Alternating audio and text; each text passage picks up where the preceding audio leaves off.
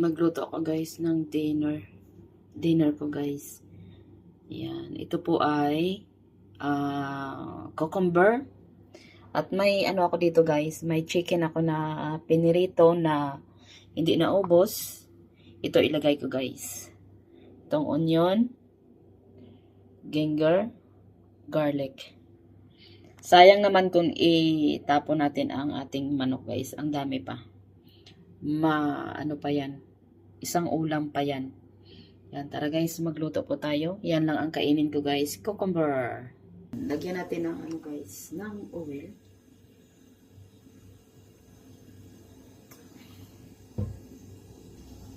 Iuna natin guys ang luya. Isa natin ang luya guys. Nasubukan nyo ba na guys magluto ng ano guys, ng manok at cucumber at lagyan ng manok? Ang sarap guys. Yan. Igisa-gisa lang natin yan ang ating mga sangkap.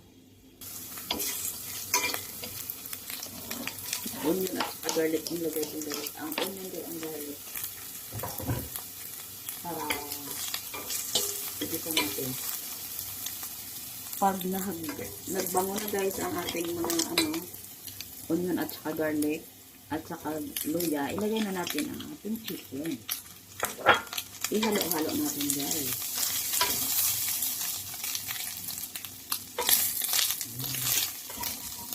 Ang bango guys, ang bango. Ang bango.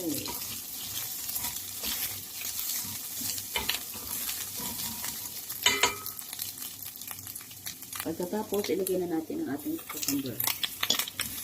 Yan. Yan lang kadali guys. Nakaluto na kayo ng dinner na guys. Ito ang ating dinner guys. Maglagay ako ng oyster sauce. Yan ang ating pangpalasa guys. Oyster sauce.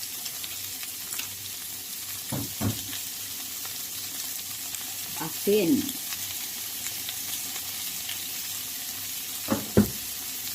Tapos black pepper.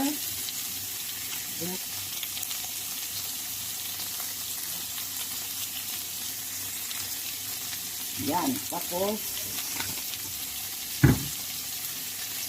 chili flakes. Nasa inyo na yun kung magbigay kayo ng maangan o hindi. Nakakunti lang guys. Yan, kunti lang.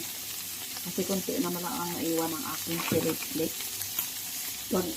Huwag natin, kung may naiwan kayong mga chicken dyan, baboy, karne, yan, subukan nyo guys. Ang sarap yan guys sa cucumber.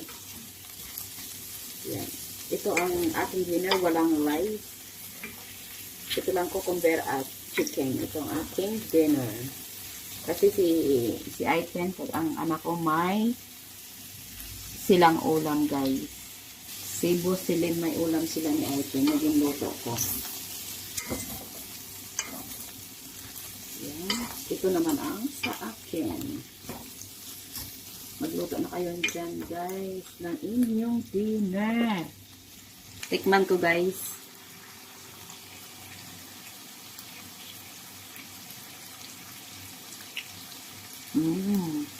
Harap. Naglagay ako ng kunting tubig guys. And ito guys, luto na po ito guys ang ating chicken at cucumber. Yan ang hamot, ang bango. At lagyan ko siya ng sesame oil para mabango pa yun siya guys.